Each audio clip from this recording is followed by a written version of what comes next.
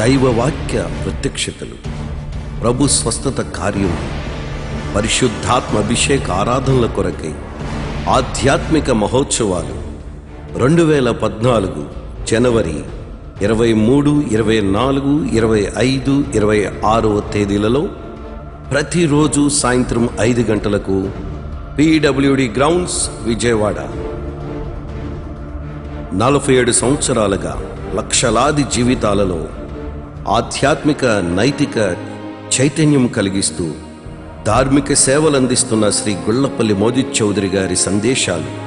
నేను ఈనాడు ప్రత్యక్షమై ఊడిపడిన ఉట్టిపడినటువంటి దేవుడు కాను.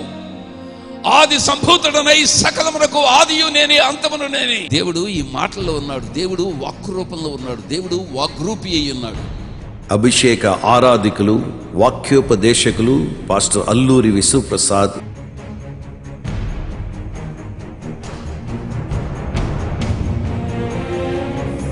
ఇంకా యేసు ప్రభుని మీ హృదయంలోకి ఆహ్వానించకుండా ఉంటే అదే వైద్యుడు, అదే ప్రభు ఈరోజు నిన్ను పిలుస్తున్నాడు.